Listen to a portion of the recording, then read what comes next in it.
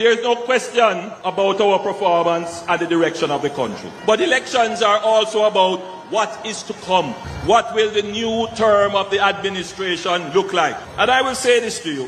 When the rum tell a certain man he's a big dancer,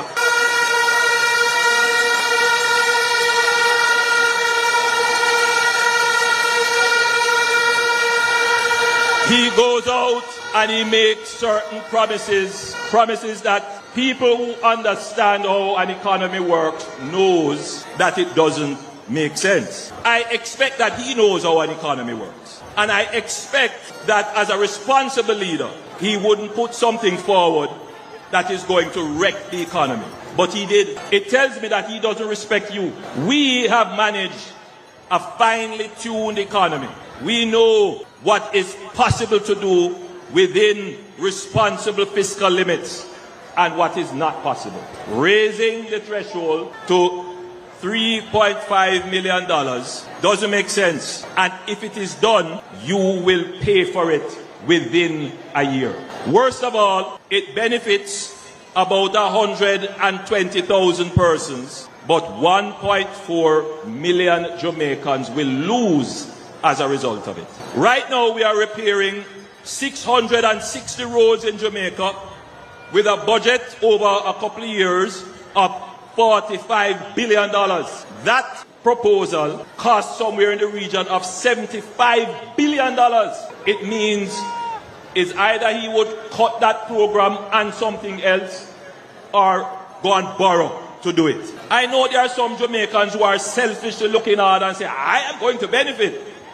You may benefit today, but you will pay for it tomorrow.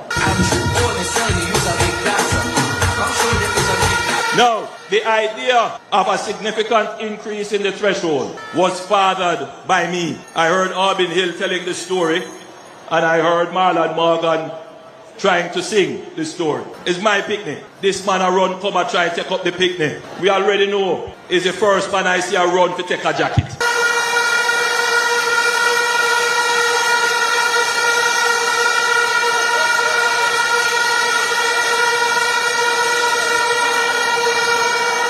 Listen to me carefully, because I know there are some Jamaicans who are looking at it because they really don't understand it. Our proposal increases the threshold gradually. So you are going to get there without any cost to you or anyone else. But our proposal is a little bit more equitable as well, because in our next term, if you are 65 years and older, earning $6 million or less, you will pay no income taxes. And I'm appealing now and speaking to our senior citizens and our elders who didn't benefit from 1.5, who didn't benefit from the subsequent increases. During COVID, they had a difficult time they had to stay in, and it has been really difficult for them. And if we are a fair society, isn't it fairer to give them the benefit? Yes, and that costs nowhere near what the Romed proposal is. If I were a senior citizen, I know where my vote would lie. And as we are on senior citizens and pension income, the Jamaica Labour Party has increased payments to public sector workers by over $200 billion over the last 4 years. That's the largest increase to the public sector wage bill ever. But you know what that does?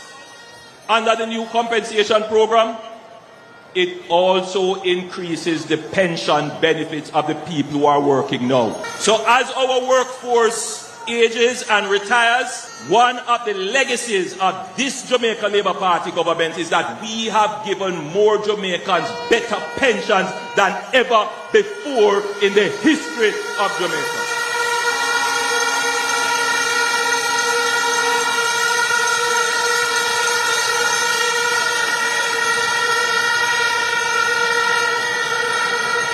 So you can see that in our next term, we are building a fairer society, a more equitable society, and we are taking care of our seniors. So over the next few years, in our third term, we will double the minimum wage from $16 what we have carried it to now, having almost tripled it, to $32,000.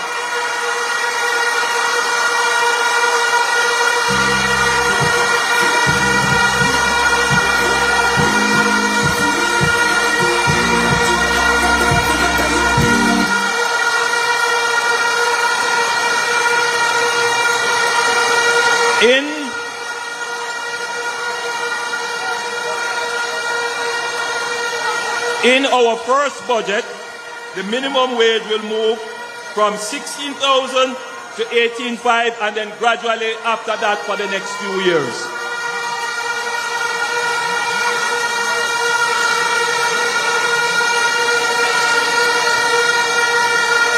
Listen to me carefully. Listen to me carefully. It is necessary to do this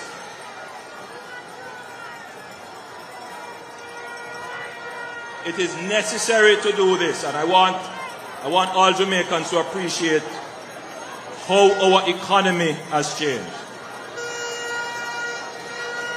Yes, it's important for quality of life, but here's a big problem. At 3.3% unemployment, you are practically at full employment. People are not making a decision to leave what they are doing.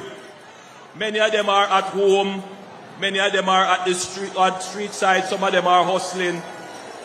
And so the incentive to work at that level is not strong enough.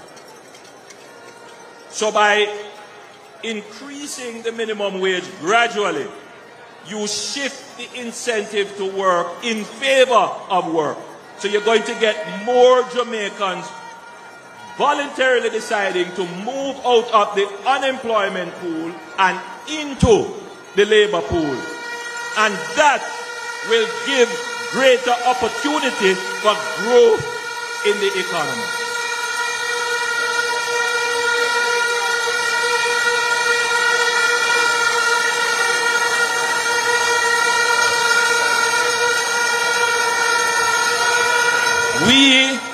Listen to me carefully, people.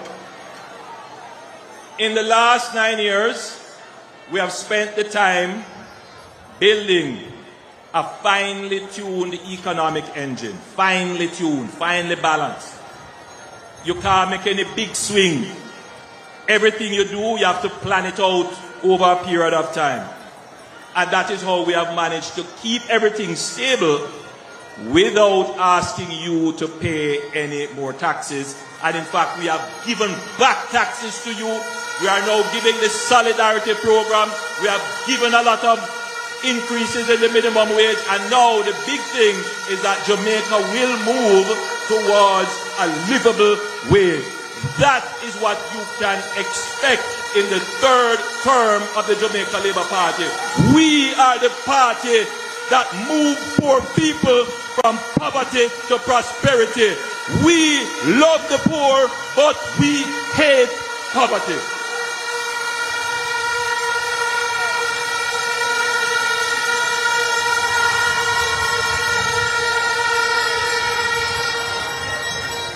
And I don't want anybody to argue this point, because listen, Barbados' minimum wage is about 33,600 Jamaican dollars. Trinidad is about $21,000. Ours is currently at 16. So we are a little bit behind in the region. We definitely have to step up. But this increase, I am sure, will also increase productivity of labor overall. And the increase in productivity of labor will generate growth in the economy. And that is what we want in our economy, growth. But we want the growth to be fair. We want the base of the society to benefit from the economic growth.